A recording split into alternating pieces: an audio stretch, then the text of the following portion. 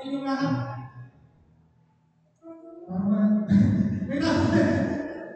Magandang umaga po. Ngayon talaga umaginig sa mga kapatid natin sa Rizbuhay. Nanonood dyan sa kanilang mga tahanan. Magandang umaga po sa inyong lahat. So glad that we are not sa inyo. Para po sa ating kasunod, pakinggan ng Brother Jess para sa ating pagkakas. Hello, good morning po sa lahat. Gano'n ba lahat mabuti?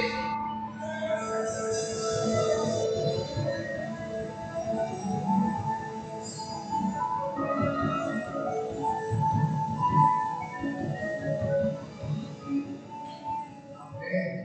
Yes. Yan, tama-tama. Hintayin ko natin yung kabubuhan sa kaya para tayo ay sama-sama na magpapahayag ng ating pagkakila sa Panginoon. Diba? Amen? When I say hallelujah, ano mong sasabihin? Amen! Diba? Hallelujah, Jesus! Amen. Hallelujah. Yeshua. Ating magbasahin sa Aklat ng Awit, Kabanata 63, 1-8. Sabay-sabay po natin basahin.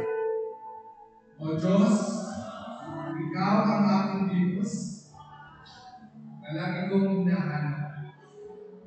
Ako akong kaluluwa, tanging Ikaw lang ang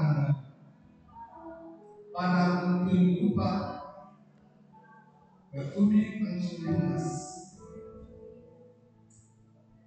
Hayaan mo sa San ikay aking mapagmasdan. At ang likas mong kamalatian at kapangyarihan. Ang wagas na pag-ibig mo'y nainak bakay sa buhay. Kaya pupunin kita, Diyos at pananalan.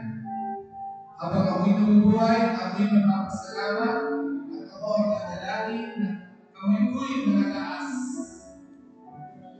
Itong aking kaluluwa ay tunay na masisiyahan, magagalak, ng mawing ang mapurang mapuling iyaanan. Lamantan ang aking sinak, kung samantalang naihinay, magkarat na ang palaging iniisip ko ay ikaw. Ikaw ang sa aking tumutulog sa tumihan, kaya sa iyong pagsutok, ikaw ang kawitan ka. Itong aking kaluluwa sa ilang nananalig, kaligtasan ng iyak ay sa iyo nakasandig. Manalangin ka lahat. Ang manalangin Diyos na dakilas at ikaw ang Diyos na karapat-dapat na purihin, karapat-dapat na sambahin sa Espiritu ng Tuhan. Kaya kung sinabi mo sa iyong mga aklat,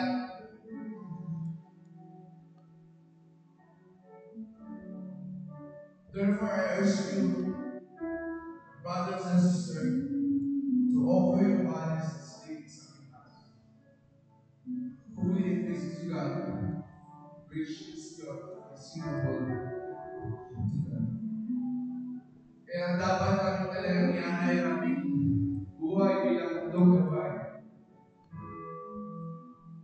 Kalugod siya.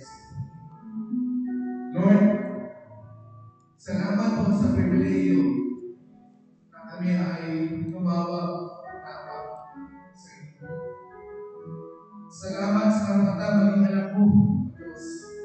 Salamat sa Panginoong Jesus. Kung hindi tayo sa Kanya, wala kami. Salamat dahil kami ay pinapaging banal o Jesus sa amin. Salamat o Diyos dahil Ikaw ang Diyos na dakila sa lahat at walang makapagpapag sa iyo. Salamat Panginoon sa lahat ng ginagawa mo sa aking buhay. Salamat sa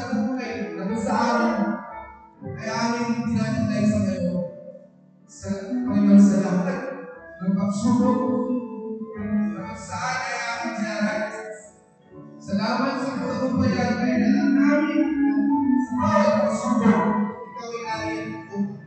Aming mga tamuyan ang lahat kayo. Napakabuti mo po, Diyos. Salamat kung walang hanggang nagkapakan. Kaya naman sa umagang ito, na ikaw ang aming sasambahin, pupurihin, at luluwalhatin. Sa iyo ang paraan. Lahat ng Panginoon ay para sa iyo lamang. Wala naman ang bawat muli. Hindi ang aming sarili. Ang dakilang pangalan sa pangalan ng Jesus ng Diyos. Amen. Hallelujah! Puri po ay sa mga pagkakasaya lahat. Kaya, so glad that there are once again here. Amen. At mga kapatid. Ayun, namiss ko kayo. Personally. Yun. So, kahit mga, ay pati naman namin, yung mga kapatid na nandito kasama natin. Kamayan po namin sila ako.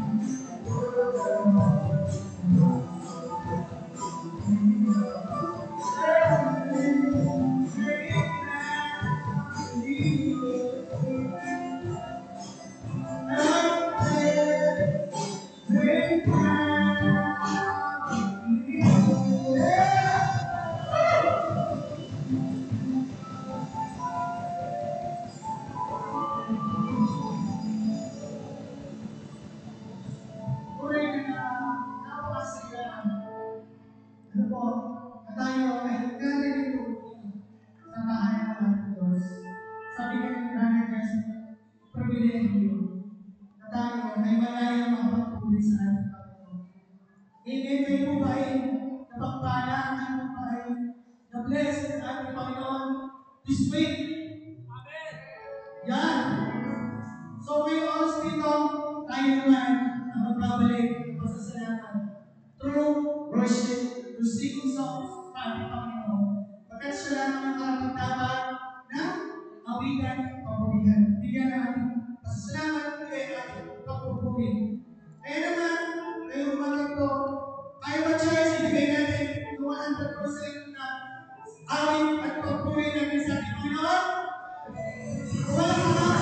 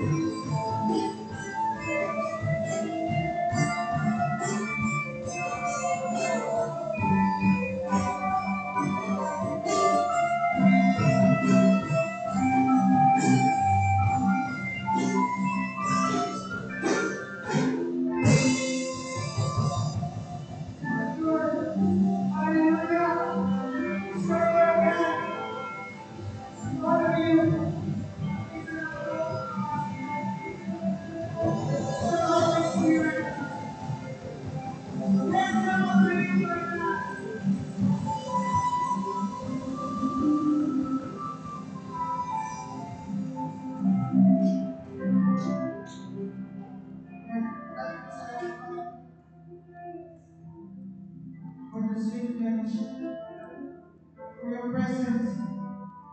It means, O Pastor, maraming po salamat. We ask the Holy Spirit na patuloy na mag-usap as we hear your word, Lord. Ngayon, ikaw lang ang may kakayahan bago ng buhay. Ikaw lang may kapangyarihan. Kami ay baguhin into your likeness, Lord. God, once again, maraming salamat. To you all the glory and praises in Jesus' name. Amen and amen.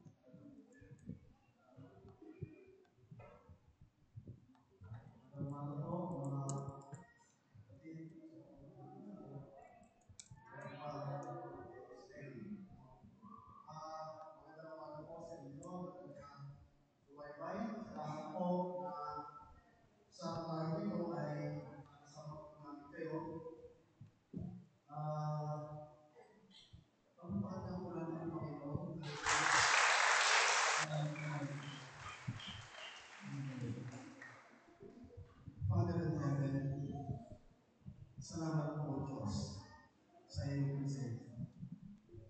Salamat po sa banal na Espiritu na nag-isip po sa bawat isa sa amin. Muli, patuloy po pinagagawin ang mga sandali dito, Diyos. Pangunahan po ang inyong lingkod. Ikaw po ang kapapulingan, kapasalamatan. Sa bawat tulong po, Panginoon, pagkakalaga sa pagkakas. Dalangin po, Panginoon, na ang banal na Espiritu ang patuloy na mag-inos sa iyong lingkod sa bawat isa sa amin. For you are holy, and this is your house. Come and have your way. In Jesus' name. Amen. Amen. Hallelujah. So, umagang dito ay ang pag-aaral po natin ay pamagat na don't let the pain stop your ministry. Don't let the pain stop your ministry.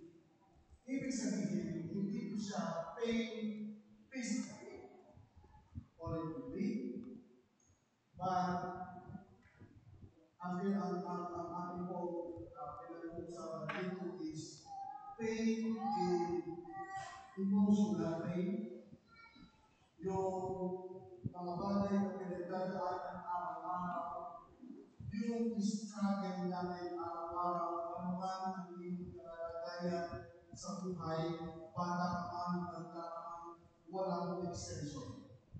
Kasi sabi ko noon, mas maganda pa ng bata ba nang hindi. Uuwi lang sa bahay, kakain, at wala na. Pero noong po kabataan, ganun pa rin. Kasi yung pag-aaral sa wala na yung di ba? Pero hindi po natin alam na ang lahat po ng bagay na ating pinagdadaanan sa mundo ito ay magiging kaagibat ng pagdaan natin sa mundo ito. Sapagkat hindi po katapusan ng buhay ang ipinanganak pagkatapos ng away mamamatay. Ang bawat isa sa atin ay ginawa ng Diyos sapagkat meron po tayong tutuloy. Meron po tayong gagampanan. Hindi po tayo nilikha ng Diyos na parang pagkatapos natin ay ilalagay ng kanilang. Hindi po. Ang unang-unang plano ng Panginoon sa atin ay makasama niya at ang pagpalad niya sa kanyang pinili. Ano po yung kanyang pinili? As much as possible, na ang impyerno ay walang makasama. maliban sa Christ at sa kanyang mga angkol. Pero ang plano po ng Diyos, ang kanyang nilikha as much as possible, makasama natin. Yun po ang pangarap ng Diyos natin. At ang ating pong text ay manapagpan sa Psalms chapter 42, verse 11. At ang sabi po dyan sa English, yung Blue Spirit Filled Life, why are you cast down, O my soul? Then why are you disputed with me? Hope in God, for I shall then praise Thee, the help of my countenance and my God. Sa Tagalog mo, bakit ako nalulungkot? Tinanong niyo na rin po ba ito? Sa inyong mga sarili? Di ba isang araw, bakit ito nalulungkot? Di ba? Tinanong niyo ba yung sarili mo? Bakit ganito? Bakit parang may sumbong ako? Bakit ganito? Parang hindi nataayos yung araw ko. Kaya di ba ito ay bibigyan ng terminology na sinasabing bad day, kundi kaya naman he is or she is in a good. Di ba? May mga kasabihan na hindi maganda yung team na naman. Di ba? So, ibig sabihin, si David, no, pinagkaroon na ito sa kanyang sarili. Ito naman, bakit ako ganito? Kasi bakit? Sabi ng gano'n, sa beginning, ang sabi ko dito, kung paano batis ang siyempre ng isa, gayon hinahanap ang Diyos ng mga kaluluwa. Ibig sabihin, yung kanyang kaluluwa, pero ang gusto na mangyari. No? Pero may kawalan, kasi parang may nagre-reject, parang may kumakayaw. Diba, sa madaling salita, parang kung may maunawaan natin, gusto ko mag-worry, pero parang pinatagalan. Gusto ko mag-share ng salita ng Panginoon, pero parang ang bigat ng katawan ko, parang gusto niya sa bed. Parang gusto niya na check muna ano ba yung paano ba yun. So ito yung mga bagay na kung saan may kawalan. Ito yung panahon na kung saan si David was under pressure. Kasi yung pakiramdam na parang hindi siya pinakikinggan ng Diyos. Now, ito po natin ito sa mga sumunod. Nananabigan po sa Diyos ng buhay mga ito. Kaya maaaring sa presensya ko sumamba. Gusto niya, minimikita yun, pero hindi ka magawa. Anong kulang? Anong meron? Diba? Minsan, nag-isip tayo ng umaga, parang hindi ka maganda. Gusto natin magbasa muna, pero parang ako po, mga kapatid, ayaw ko maging hipokrito sa inyo sa Diyos. Minsan, nararamdaman ko. Pero kailangan mong labanan. Kasi, hindi tayo ginawa ng Diyos para magkakaroon. Diba? Kung gawa tayo ng Diyos para maging manalipay. Alam niyo po kung bakit? Kasi, kailangan po natin, nalabanan natin yung pakiramdam na kung saan mali. Bakit? Kasi pag ito po ay sinunod natin, sa susunod, ganun ulit. Sa susunod, ganun ulit yung mangyayari. Di ba? At sa mga pangyayari, minsan, may mga notion pa tayo. Pero yung notion, yung parang pinaniniwalaan. Di ba parang, ibig sabihin, sinasantayo na natin yung ating nararamdaman. Pero gusto mo.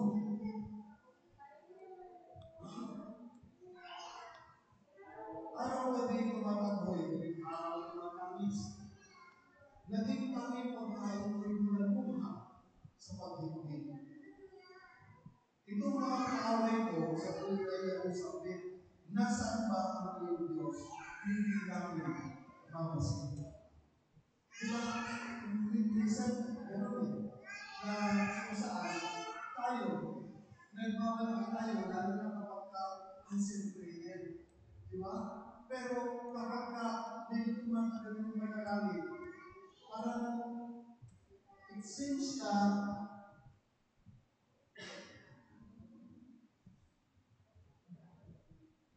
nag-discourage tayo.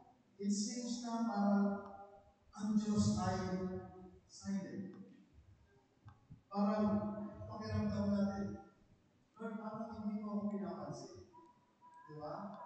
Lord, parang kinakausap kita, pero parang hindi mo naman natatanggap. Kasi nga po mga kapatid, sinabi ko sa inyo na ganun po ako makikapusap sa Diyos. At kinakausap ko na parang sa katabi ko, kinakausap ko siya na parang gano'n. Kaya nga, dito kay David, sa ginagawa niya, naiintindihan ko siya na kung saan dumarating yung tinatawag na dryness. Kasi bakit? Kasi yung discouragement is not a new or a common problem for believers. Yung pag-ibig, yung isang bagay na yung discouragement, hindi na siya bago sa ating mga kapatid. It's a normal. Di ba dapat ang maging attitude natin kapag normal na yan? Ibig sabihin, ang ibig ko sabihin, normal na yan. Sa isang mananampalataya, ibig sabihin, target talaga tayo ng away. Target talaga tayo ng kahit anong bagay. Kasi bakit po, ang gusto ko ng kaaway, mapigilan na manalangin. Mapigilan na magmasalang sa Panginoon. Mapigilan ka na pagkakapagpapilagin sa Panginoon. Yun po ang gusto niya. Hindi na po tayo sa kanan kahit isip mo mananampalataya, pero tayo tutulong.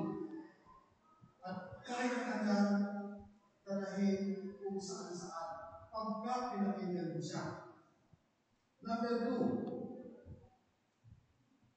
Satan is still to returns all of us with unbiblical thoughts and exaggerated notions for our current circumstances. Maabilidad po si Satanas. Lahat ng bagay na kanyang isip, gagawin niya, mag-distract ka lang. Yun po ang nais na. Dahil pag nasira niya, yung isang araw, sira niya yung araw mo. Di ba? At kapag nasira yung buong araw ko, sira na rin ang pagkakas mo. Kung ikaw ay nasa kasamahan ng iyong mga trabaho, kaklase, o kahit ano, at yan na naging attitude natin, kung ako na ang kausap ko yun, yun ba yung Christian? Hindi po sinasabi na hindi tayo na-apektuhan ng ating emosyon. Ang problema, yung in return. Kasi lahat ng mga kasama natin sa atin ang bigyan ko kasi natin magtitindihan. Hinihintay niya na ikaw ay magkamali. Hinihintay niya na ikaw ay gumawa ng isang bagay upang ibalik sa iyo. Yun ang mission niya. Gusto niya, sa madali salita, gusto niya sirain ang iyong kredibilidad. Para pag ikaw ay nag-share ng salita ng Panginoon, doon sa mga taong nakakabili sa iyo, ay naku, parehas na tayo. Totoo makikinig sa iyo. Yun ang gusto ng sinabi. Na kung saan, tayo naman mga mananampalataya, gusto na magaling tayo na doon sa mga ginagawa nila, pero tayo ay nakakabili pa rin. Kasi ayaw natin masira yung ating kredibilidad. Kasi bakit isang araw gusto natin sa ilan at siya ng salita ng Panginoon. Now, kapag tayo ang ating attitude na gano'n, yung kaagad na ibabalik nila. Bakit kung isang araw, nagsisigaw ka nga dyan, hindi ka nakakaaral. Ako sasabihin mo sa amin ganito.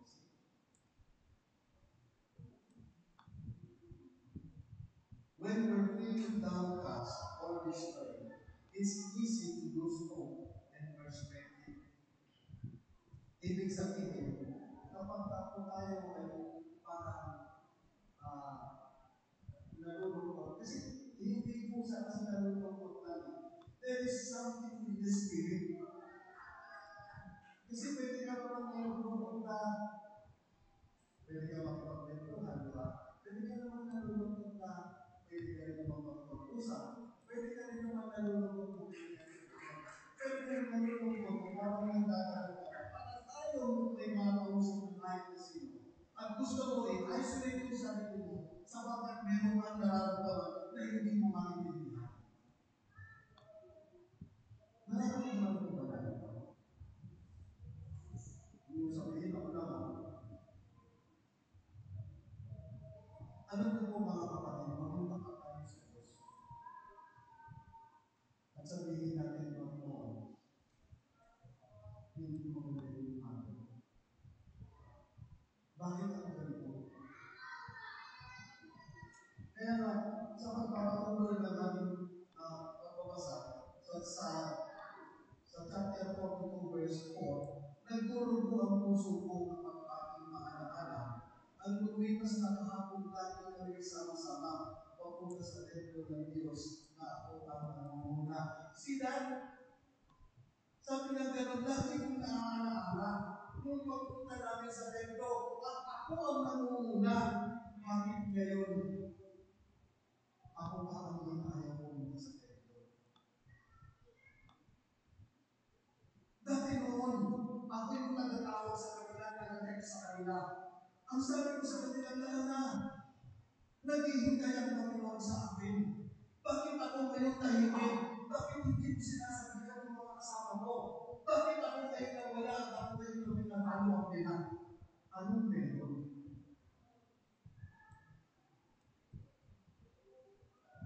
Affected ako. Nasaan na yung EGR? Na ang bawat ng EGR talagang kuskus. Bakit ngayon? Parang ang bilang na nalulubos ng paunti-unti na habang hinihipanalawan ng pagdating ng hangin, wala ng sentido. Bakit ganun? Bakit tayo nagiging busy sa mga bagay na magdadala sa akin para magiging sa Diyos? Hindi ko sinasabihan na huwag tayo sumaka at yung panahon sapagkat tayo ay nakatira sa mundo ito na kung saan affected tayo. But ang tanong is, Lord, dito ba talaga ako? Number 5, bakit ako naluluto? Bakit ako nagtatanggap? Sa Diyos ako ay niwala siya ang aking aasahan. Diyos na tagapagligtas, muli ko siyang aawitan. Nalibay si David. Teka muna, bakit ako nagkakaganito? Samantalang hindi naman ako dahil ganito. Umaga pa ng Panginoon, salita mo ang anak ko. Umaga pa ng Panginoon, presensya mo ang anak ko. Bakit ngayon? Ako'y nagugulong. Ayaw kong lumabas. Ayaw kong makipag-usap. Ang gusto ko sarili ko lang. Anong meron sa akin ngayon? At nagising si David, sabi ng gano'n sa dali, babalik ako sa Diyos at kakausapin ko sa muli. Yun ang sabi niya. At ang sabi niya rito, Diyos na tagapagligtas, ngunit ko siyang aawitan. Yun pala, mga kapatid, kung tayo ay ibig sabihin na nangyayari ito at parang tayo pinagkakakuha ng kahit ano, at parang gusto natin lumabas na hindi tayo makalabas na kung anong meron. Ang gagawin po natin, umawi tayo sa Panginoon. Alam niyo po ba? Matagal na itong experience ko. Ako'y nanaginip. Ako'y hinahabol na bakit hindi naman ako makatakbo. Makabutan na ako. Nagsulati sa aking isip. Pagpuri. Hindi ko alam kung bago manlulose ko, pero sa panaginip ko yung maaway. Alam niyo po naman may maaway ko, hindi. Nalilaks ako at nagising. At nasabi ko, panaginip lang pala. Pero alam niyo po ba, kahit sa panaginip, kasama natin ng Lord.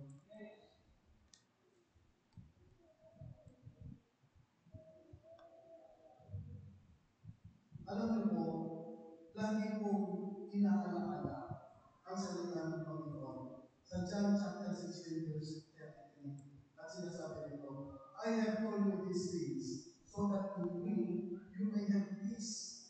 In this world, you will have trouble, but take heart, I have overcome the world. Kaya, every time na ako ay nakakaranas ng mga ganitong bagay, lagi kong inaalaala. Sabi ng Panginoon, hindi naman ako exempted sa mga troubles and problems sa mundo. But lately, sabi ng Lord, I have overcome the world. So, ibig sabihin, kung tayo po ay magtatanong sa Diyos, at patuloy tayo lalayo, hindi tayo makikipagpindan sa ating mga kapatid, o lalayo tayo sa iglesia, ibig sabihin, lumalayo ka sa Diyos that He overcame the world.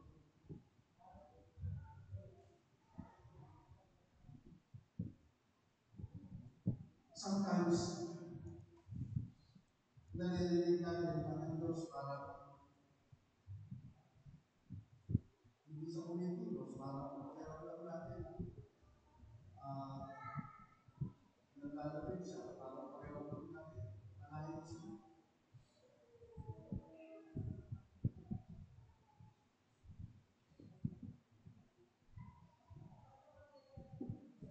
Later day, dapat katulad tayo ni David na dapat natin tayong longing for the presence. Alam niyo po ba yung ating mga anak? Yung mga maliliit sila. Diba? Mahirap sila kausapin. Dapat nakakalimutin. Mahirap sila sabihan ng paulit-ulit. Pero isang bagay lang, bagay na sila nakasunod. Yung kanilang pagkain. Yung kanilang, ano tawag ito? Yung bibiro. Diba? So kung ano, pag sila nagbubuto, huwag mo nang bigyan ng yung meal. At sabihin mo, ismo mo na ako. Naku, yung buong mo kakahalagan na. O ilagay mo muna yung Lord. Ano mo nang bibigyan? Ilalagay na yan. Kahit ilalagay ilalagay kung ilalagay na yan. Bakit? Kasi alam na na nasa iyong mga kamay yung kailangan na. Diba? Ganun din tayo. Alam natin na yung pagkakailangan natin nasa kamay ng Diyos.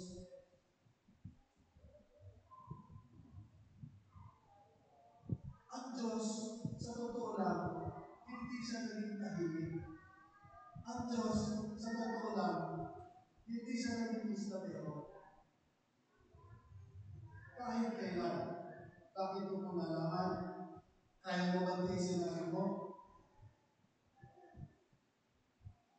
Hindi mo kaya tiisin ang anak mo, sabi ng Panginoon, how much your power in heaven? Ibig sabihin, hindi na tayo kaya tiisin. But something wrong in our heart. Kaya para pakiramdam natin, malalim siya. Nung panahon na sila naglakbay sa boat, kasama si Jesus Christ, and Jesus was sleeping in the boat. Habang sila yung naglalakad, sabi na, Panginoon, hindi mo concern sa amin, matulog na tayo. Diba? Kasama nila ang Diyos. Yung mga panahon na yun. Spiritual despair. In a state of spiritual dryness and emotional pain.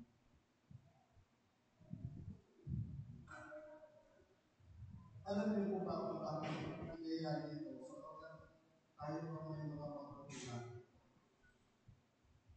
na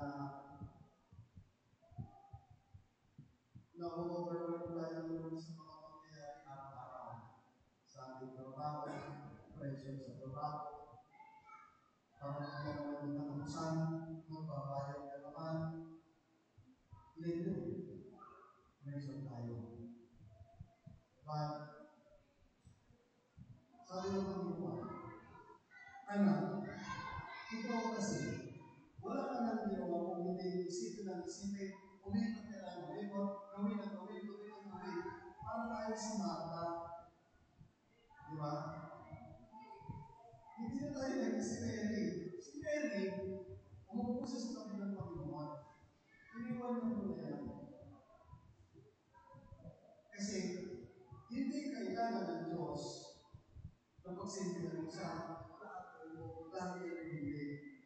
Ang kailangan ng Diyos, ikaw, yung presensya mo, at yung pagbilig mo.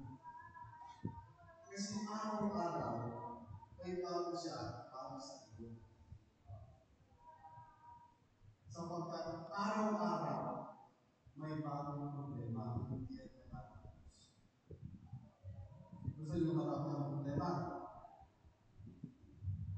Hindi po, hindi lumakain ng Lord. Diba? Dapat magmula tayo. Tendency, despair, and emotion. Ang problema kasi, para tayo, yung bang, alam niyo po ba, na kapag pinili mo na i-isolate ng sarili mo, para kang lumapit sa sarili at sinabi mo, ano ang gusto mo.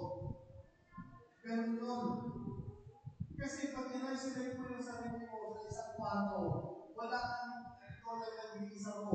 Pagkatapos, inaaraw mo yung David na magbulong sa'yo. At ikaw naman, oo nga. Diba? Inaaraw mo eh. Bakit hindi ka? I-check mo si Pastor, si Pastora. Bakit? Kasi po, itong mga tao nito, willing na makinig at kaya mo naman. Kaya sabi mo, alam mo yung pastor yan. Alam mo yung pastora yan. Alam mo ng mga sales leader mo yan. Kaya walang ibang makakatulong sa iyo for 2 days na. Bakit? Kasi naman nasa nila yan. At sa ganon, magkakaroon tayo ng wisdom. At pagkatapos nito, unti-unti, alam mo ba,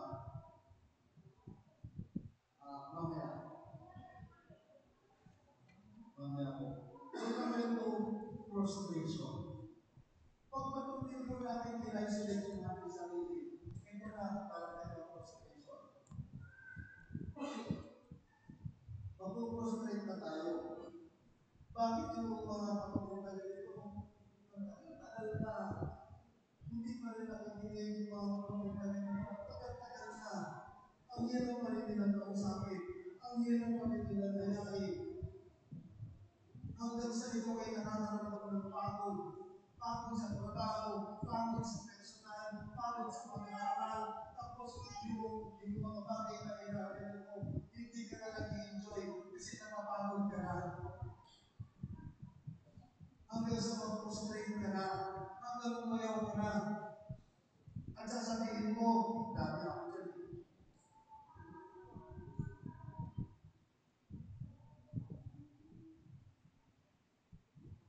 Mga kapatid, muli natin balikan yung story ni Moses sa Exodus chapter 15 verse 25.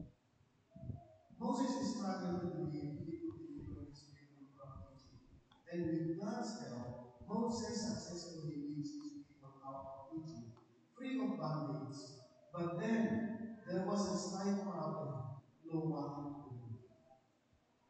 What did Moses do? He turned to God for help in his struggle with God delivered. Alam niyo po ba yung water in the river? Kasi yung tubig po naman, hindi po siya mainom kasi makain. So ngayon, tumawag siya sa Panginoon. Sabi ng Panginoon, ihagis mo yung isang alayan doon at ihagis niya. Ang tubig ay naging masarap sa panlasa. So anong ibig sabihin dito, mga kapatid? No? Minsan kasi, out of our strength and out of our knowledge, sinasalit natin.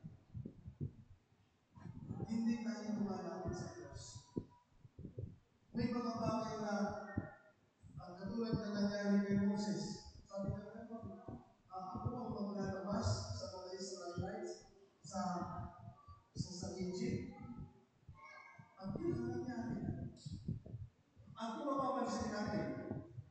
Moses, every time na siya ay aalis mo, every time na ililit ka, yung congregation ng mga Israelites, bawat little stages, di ba? May mga struggles silang pinagdadaanan. Yung lamig sa gabi, yung init sa araw. Pero pinahiya pa siya at inuman ng Diyos. Never. Yung tubig sa water ng river, mapait, sumunod siya, ang nangyari, naging inubig. Yung tubig na sinabi ng Diyos na i-ano ko ito ng baston at lumaloy ang tubig. Yung paglabas nila sa Egypt, tumawag sila ng dagat na pula, tinulungan sila ng Diyos. Ibig sabihin mga kapatid, hindi lang natin nalalaman. Ang Diyos kasama-sama natin. Kasi totoo siya sa kanyang pangako na pupulang ng Diyos ng prosetas. But sometimes, and most of the time, nabibiglang natin ang mga bagay na ito. At kung mga panahon noon, yung mga Israelites, ang lahat ng mga nilala kay Moses. At pag hindi nangyari itong bagay na ito, saan sisisihin? Magmula sa paglabas sa Egypt, hanggang sa huling-huling ito, pagkakalaan, sinisi siya ng mga Israelites sa katigasan ng ulo ng mga Israelites. Pero, pinahiya ko siya ng Diyos? Hindi. Diba? Alam niyo po ba, nauunawaan ko si Moses kung bakit kami distract yung tao. Kasi, meron siyang pakiramdam na yung kanyang kalooban. Hindi niya alam kung siya ba kayo magtatakbo sa Diyos o magtatakbo sa mga tao dito. Ang alipan sa katawang ito, ang gagawin natin, then, ganito na ang mangyayari sa atin. Alam niyo po ba, sa ating pagtahak at pagkaan sa mundo nito, napaka-importante yung dinidevelop ng Diyos, alam mo, yung pasensya. Humbleness. While we are moving along the way with the Lord. Kasi, ito po, yung pasensya na ito po yung isa sa mga susi ng pagtatagumpay. Alam niyo po ba, yung pagpapasensya po yung tinatawag na paghihintay ay mayroong gagawin ng isang talented na tao. Dahil sa iyong pasensya. Kasi yung tao, maraming talent. Kapag sa'yo napikon, ayaw siya. Pag sa'yo napikon, kung maraming kailangan, hindi ko nalalaman ito. Siyempre, sa mundo. Pero, yung tao na mahaba ang pasensya, sigurado yung tao na tinuturuan niya, matututo. Sigurado yung tao na sinusundan siya, mapapatama yung kanyang lahat. Kaya nga, mga kapatid, ito yung itinitreat sa atin na habaan pa natin sapagkat mahaba ang tatakbuhin natin. Meron pa tayong haharapin yung action plan 2026. Kaya kung hindi po natin hahabaan ang pasensya, paano po natin mararating ito? At paano tayo magkakaroon ng Panginoon kung hindi ko na lang makakayang tayo? Number 3, faith impact. Ito po yung sinasabi ko sa inyo. Change the situation. Ito po yung matatagpuan sa Esther, chapter 4, verse 12 to 16. Na kung saan, si Haman, na kung saan ito si Haman, gumagawa siya ng paraan sapagkat hindi niya nagustuhan yung ginagawa ni Mordecai na kung saan siya ay gumawa ng isang plano upang ipapatay ang buong mundo.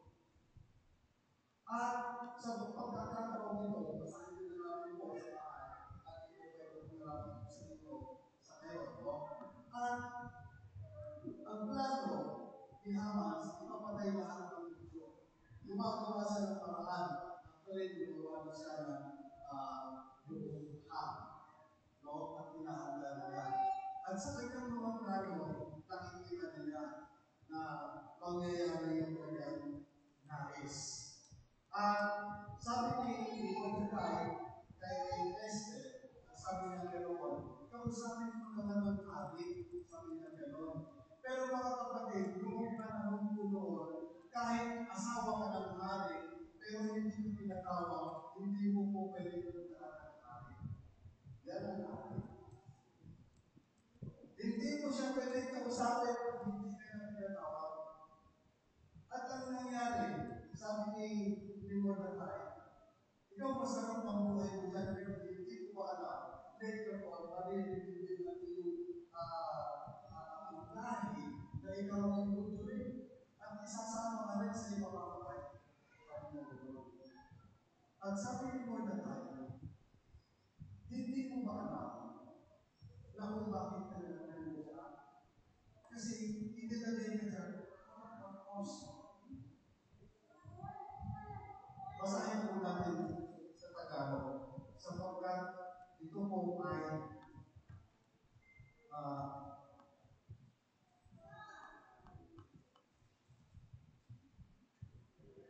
gusto ko pong basahin sa Tagalog yung pagkakasabi nito.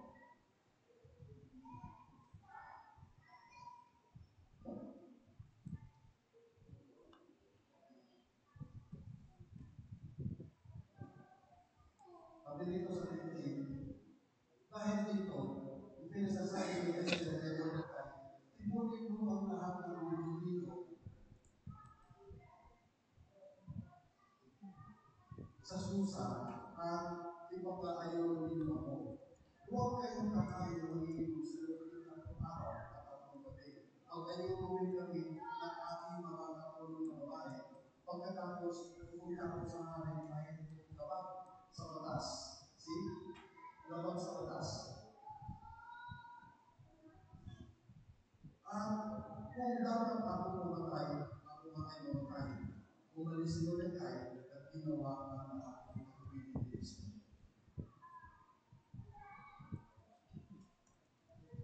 Ngayon po, dahil ang pinag-uusapan natin ay impact. Yung impact, yung ibig sabihin, yung result ng pananampalataya na gagawin.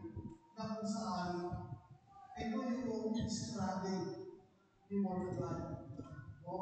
Tayo po nga tayo, wala po tayo yung strategy nito. No? Pero ang pinag-uusapan po dito is yung impact. Ibig sabihin, yung pananampalataya natin na kung saan kapag hindi tayo tutulog sa presensya ng Panginoon, ang sitwasyon ay mababago. Ang sitwasyon ay mababago na at magiging favorable sa bawat tao na mananatili at makikinig sa Panginoon. No? At ang nangyari po dito ay nabaliktad na ang pangyayari. At si Esther, pumunta siya doon sa ang lugar ng hari na ito po ay napanood po yung movie. Bago po siya pumunta, alam niyo po ba na si Esther ay inilusan niya, hinayakan niya yung kanyang sarili. Nagpapato siya at patuloy siya na ganito. Ito po yung Esther. May hulunay na ganito. Nandudulog po ang kwarto ng hari. No? Kasi ang hari, minsan, siya po ay nalilitata, siya ay namamasyal, doon sa kanyang kwarto, at lumalabas-labas din sa silid-silid. At si Esther naman, siya ay napakaganda at siya ay nagpapayos, nagpapago siya, at pagkakutan, naglalakad siya na sa ulti, at sinisilid-silid niya yung hari. Na kung saan, ang iniisip niya, parang halimbawa, hindi na siya ipatawa at masilip siya at manisip kung hari na parang may kailangan siya. Di ba? Kaya, di ba natawag siya? So, ngayon, ganun na ginagawa niya. Araw-araw, may describe doon na ganun na ginagawa niya. Pero, hindi siya napansin. Hindi siya nakita. Kaya, ang ginawa niya, lakas loob siya pupunta sa kwarto ng hari. At ang sabi niya, kung mamatay ako, mamatay ako. Dapat, di ba, ganun din yung ating maging kaisipan. Patay kung patay. Di ba? Maisip lang ang Panginoon. Kasi doon po sa mga lugar na pinagpapawal ang pag-evangelize, ang Biblia, ang Christianity, patay kung patay talaga. At kung mga panahon noon, sabi sa akin ang kasama ko, mag-iingat ka. Kasi yung sa religious leader, identified ka. Pag daw nakita sa ganito, identified ka, ikukulong ka muna pagkatapos identified ka. Sabi ko sa kanya gano'n, ikulong na ako kung gusto ng ito. Identified nila ako kung gusto ng ito. Hindi nila ang pagkilan. Ako rin kami natin. Ibig sabihin, darating ang panahon, kapag yung iyong pananampalataya ay patuloy mo pinapractice, darating din ang panahon sa sabihin mo, bakit ito? Sapagkat kung ako ang ginagawa mo. Diba? So yun po ang magiging katuliran. At sabi ko dito sa chapter 14, kapag ipinagbalang-bahalan mo ang pag-iyanin nito, tiyak na may magligtas sa mga ito. Ngunit, malilito ka at ang iyong angkan. Anong panay mo? Sabi mo, anong panay mo? Baka nga napunta ka riyan para magkakasangapan sa ganito mo. Anong panay mo? Anong panay mo? Anong panay mo? Baka namin ka buwag sa kapal sa ganito mo. Nakakita po. Minsan iniisip ko, ganito ka lang, isa akong kasawayan. Hindi ako maiksi ang pasensya ko. Pero kung ulitin ko sila ng kapatid, anong malay mo? Baka ikaw mo. Baka kayo ito. Sabihin mo nga, baka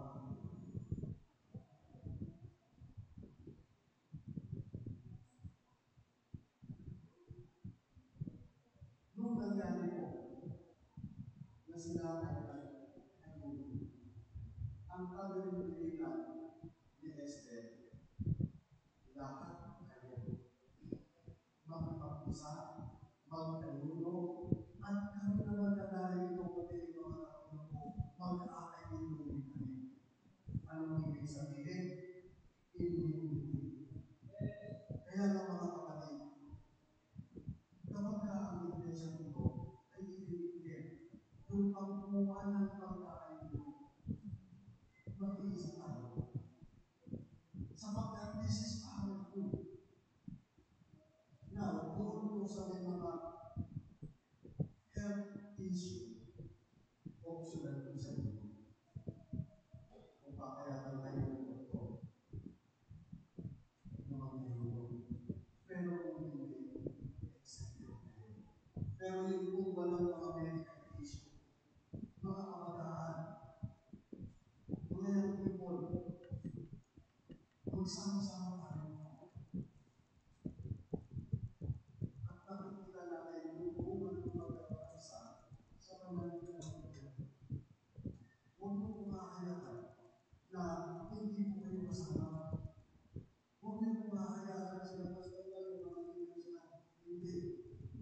Kaya nga po dito, kabilin-bilin na ni Esther, lahat kayo na magkakalulo. Alam mo ba sa mga pastor? Meron po certain na edad, hindi certain. Pero yung mga kabataan sa nila sa pagkakalulo.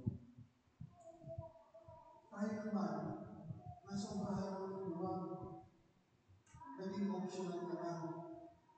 Kapag ka yun kung isang pinag-uutos ng simbahan, kapag ayaw natin, isang nagiging optional, tutulak pa tayo ng Diyos. Hindi po. Pero bakit yung pinagagawa ito? For our benefit, and for the benefits of everyone, and for the benefits every family, every nation. Kaya yan yung ginagawa. Kasi yung pag-aayon ay simple, tayo po yung nagpapagawa. At bakit po ako? Kasi hindi ko sumunod dito. Sabi na yan ang pagkalitan sa ako at sa kapatid ako. Kasi ano, mas ganda yung dito sa ano na tayo. Sabi, pinilate tayo. Kaya, ibig sabihin, ibigano pa natin yung ating mga sarili. At pinahiya pa sila ng Diyos. Hindi. Ang sitwasyon ay nanago. Amen. Natigtas sa mga Hudyo, si Haman sa nabitay, si Mordecai ang pumalit sa kanya. Amen? Sila. Pero kung hindi sila nakalik, at yung kanilang pananampalataya hindi kita pinractice, then, mababa ang sitwasyon. Hindi. Kaya nga, para mabago yung araw-araw natin sitwasyon, bumalik tayo sa Panginoon. Alam niyo po, sa Mindoro, alam niyo po sa Oga, nagkaroon ng crisis. Nagkaroon po ng sa sitwasyon kasi dumating po yung panahon na hindi na kaya po sa tingin ng nakapagawain naman siya. Si Pastor Raji, yung kanyang assistant, ay naghahanap din ng trabaho sapagkat siya ay may anak at kailangan niya. In one day, nagkakaroon ng kamay. Ang sabi ko po ang Pastor Raji, mahal mo ba ang ministry?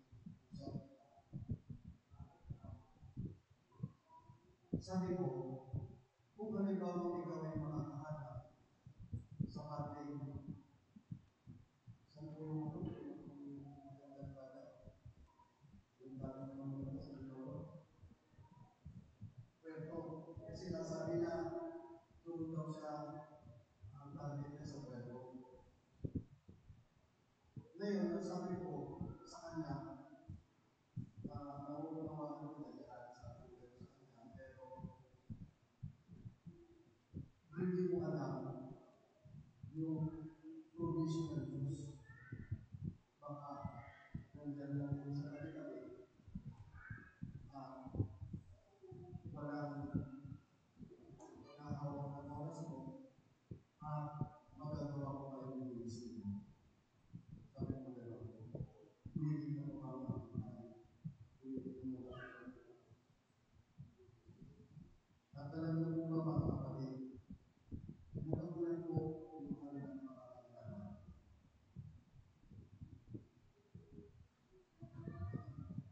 Nagkaroon po sila ng dalawang pagkakot. Isang TikTok at saka isang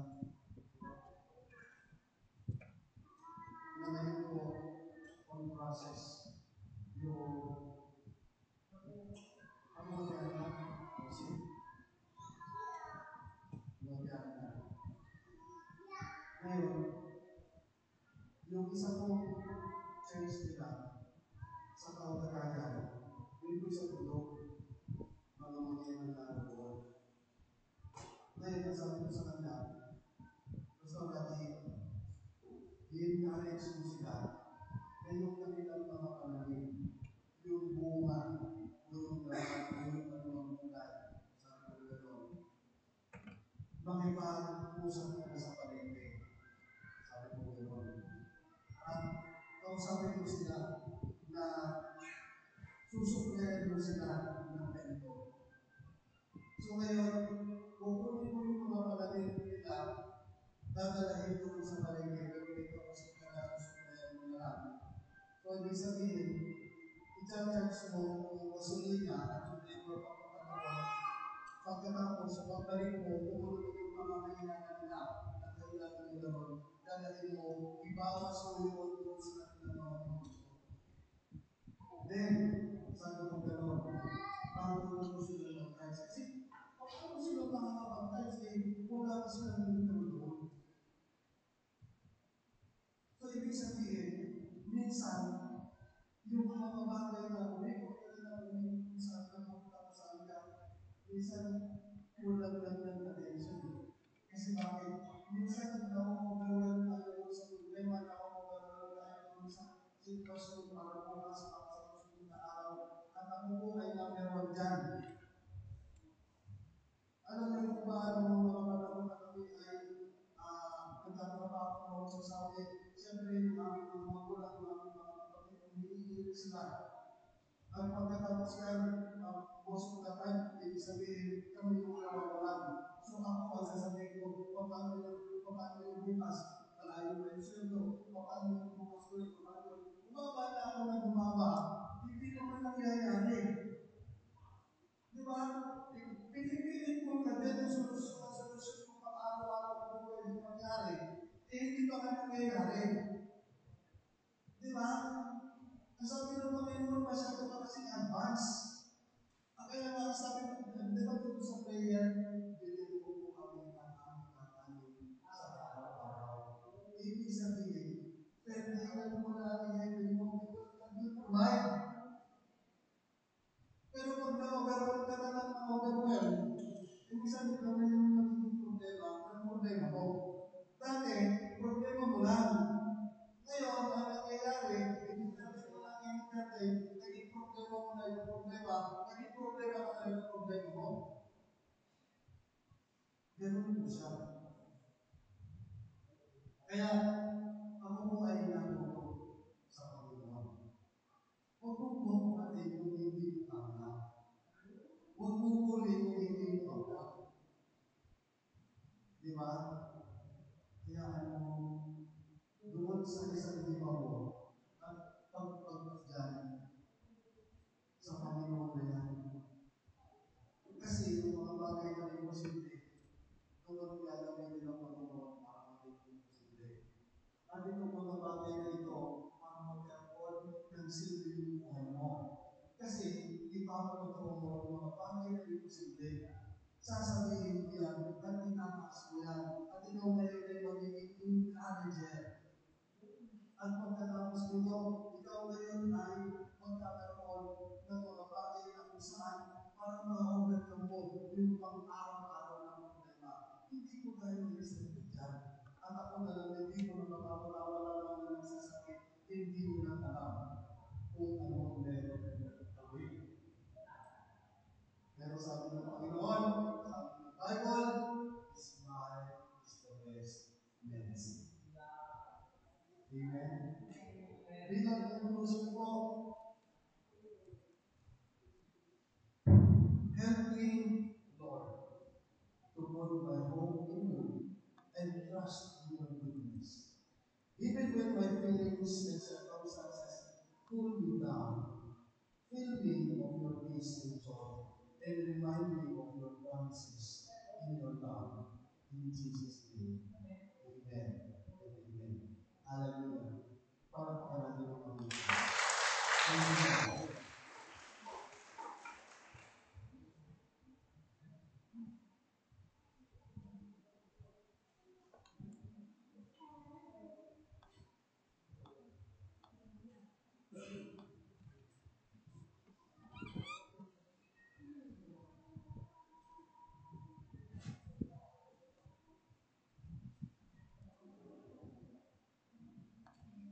Sige po. Nalaman naman po tayo sa pagbibigay. No? Mga kapatid, doon po sa alam po po nagtatrabaho yan. Okay na po ba na mag-pledge kayo sa Panginoon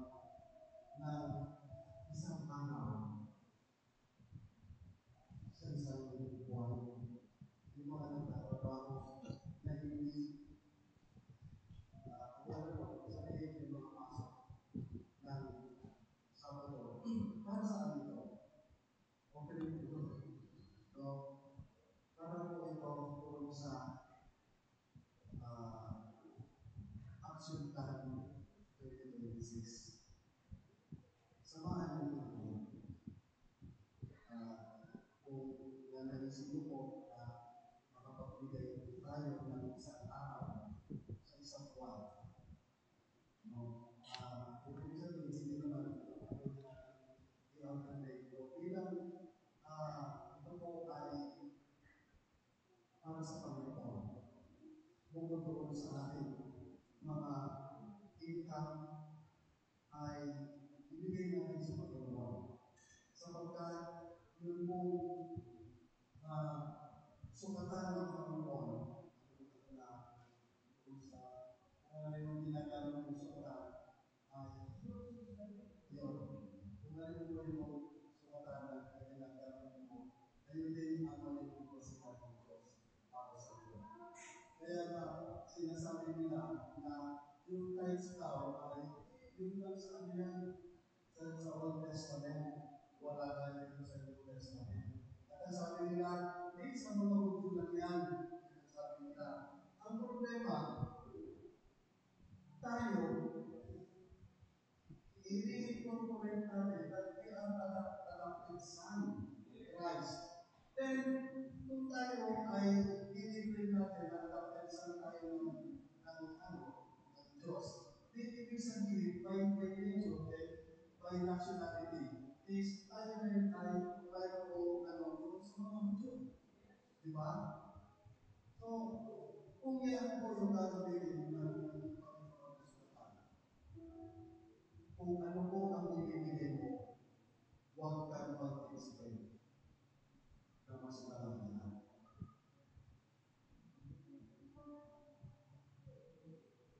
Alam niyo po ba na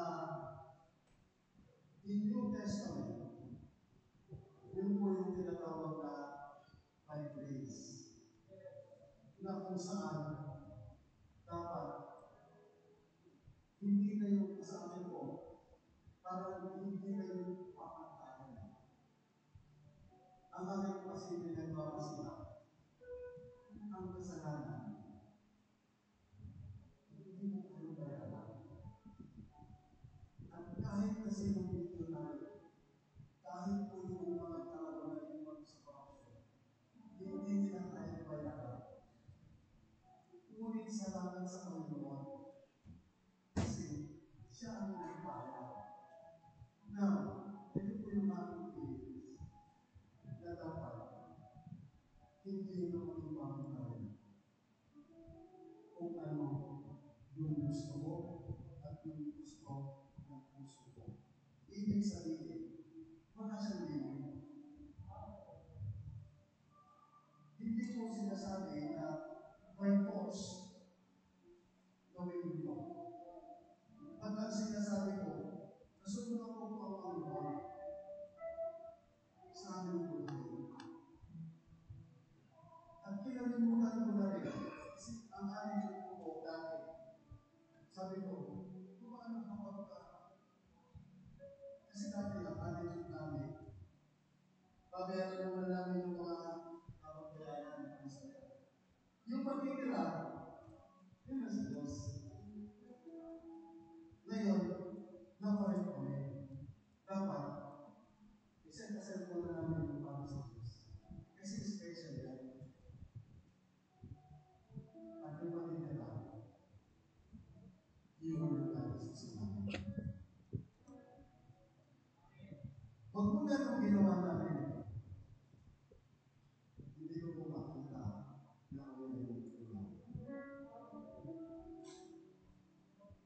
Hindi po namin naranasan na kami ay nag-ikos. Hindi po namin naranasan na yung aming bigasan ay tumatalakaw. Kasi pagkakaroon namin wala namin. Ngayon po, nasa sa inyo po yan. Kung gusto nyo po subukan ng Diyos, pagkapat sinasabi na huwag mo subukan ang iyong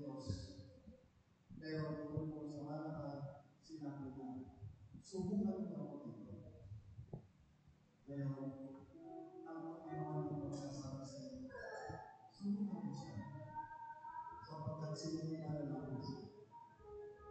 At katulad ng mga alauna, hindi kami nagkaya. Hindi kami nagkulang. Ang kapaya ng Diyos sa kasamaan at ispan. Tayo manalangin. Amang banal na nasa Diyos. Panginoon, ipakita mo po Diyos sa kanila ang iyong katangahan. Pakita mo po Diyos sa kanila ang pagpapala na nalalaan para sa kanila. Dalangin mo po Diyos sa pagkakataon ito. Ilagay mo po sa aming puso at aming isipan ang mga bagay na magbibigay sa iyo na magamit po Panginoon sa iyong iglesia.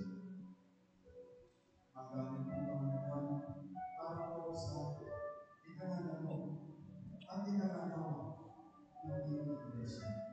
Na katulad ng iyong pinipinangako na i-extend po Lord ang tent ng tabernacle. And from now Lord, we declare na yung aming pinipinangako from this moment, we will step our way, move forward to do your will, to encourage and to do according to your will.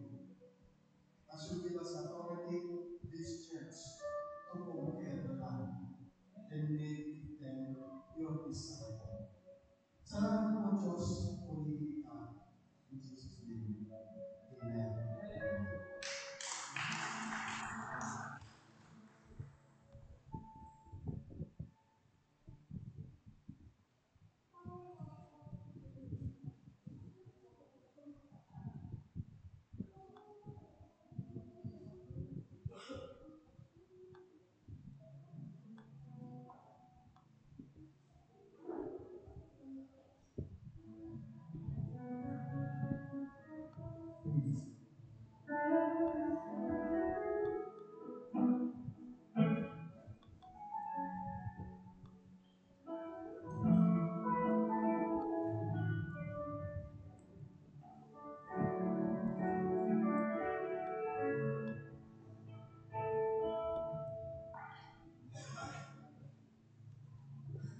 Kinain po lahat ang ito.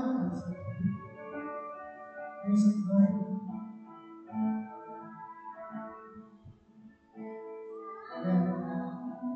I believe we are blessed and connected by the Lord. Amen? Hello po.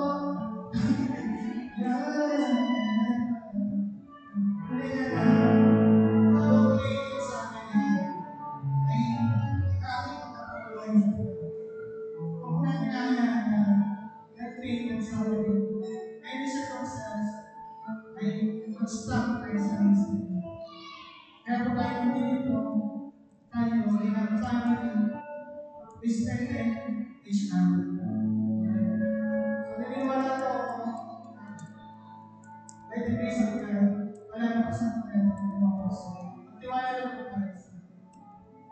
Sabi natin, okay, pero tayo mapagpasalamat. Tayo mapagpasalamat sa atin. Hindi po wala po kami natin because you can see God is forever faithful. Amen? Worship Him.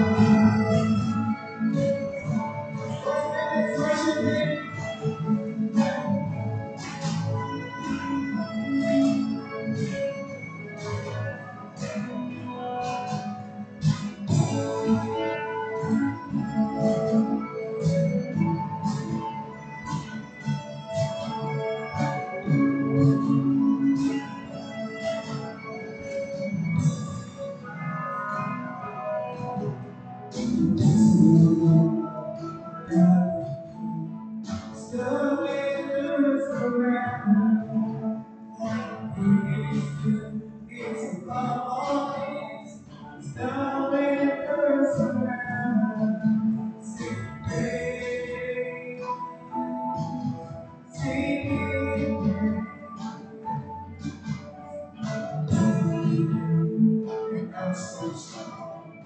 Coming through forever. And keep on. Coming through forever.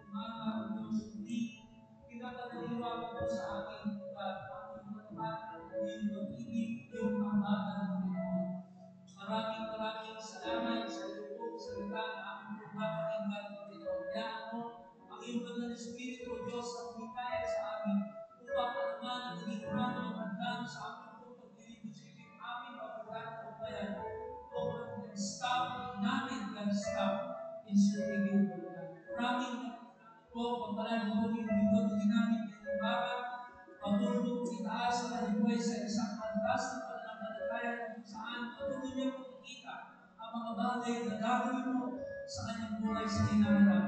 Lord God, increase anointing from the Lord, increase knowledge, excellent wisdom, be given unto him, O Lord God, and impart your favor to his whole family, O Lord. Maraming salamat po sa iyong mga anak na binigay ang Panginoon upang makasama pa namin sa pagkanabahan ngayong umaga. Ano na po ang dalangin ng bawat isa sa pagpasok sa lugar ng panabahan ito, sa aming pong paglisan, sa paglabas namin sa pagwagan ng sambahan ito. Biyaya mo lamang, pagpapala mo lamang, pagmutihan mo lamang ang aming pong babakunin at pag-uwi sa aming mga pasamantalang tahanan. Maraming salamat po. Dalangin namin lahat ng mga prayer requests na narito sa prayer box at tonight. Panginoon, maging ang pagpapanalangin na hindi po nalagay sa box na ito. Pakinggan niyo maging ang pinaka-mahinang bulog ng kanilang puso, Diyos. God, wala pong tingin sa iyo. Pagpalain niyo po, kapatunin niyo po sa tamang oras, sa tamang panahon, at sa ganap na kalukuban mo. Let your will be done, and let all those prayers be granted according to your will, O God, in Jesus' name. Maraming salamat po. We speak of healing, we speak of promotion, we speak of revival, we speak of reconciliation, forgiveness, and acceptance. We speak of promotion, new opportunities, job, favor, O God. Maraming salamat po. At hayaan po, Panginoon, even ang kanilang kaligtasan patungo sa aming mga mahal sa buhay, sa aming mga praying team, sa aming mga kaibigan, sa lahat ng mga taong dinala mo upang aming pagpahayagin ang iyong salita. Iligtas mo po sila sa pangalan ni Jesus. Maraming salamat po. At ngayon, hayaan mo nga na sa pagbabawas ng gawain nito, matuloy po sa liwain sa iyo, Panginoon, ang iyong pangako. Sasamahan mo kami hanggang sa wakas ng panahon. May the love of God the Father go with you, and let the blessing of His Son Jesus Christ overtake your lives, and let the power of the Holy Spirit empower each one of you to do the work that God has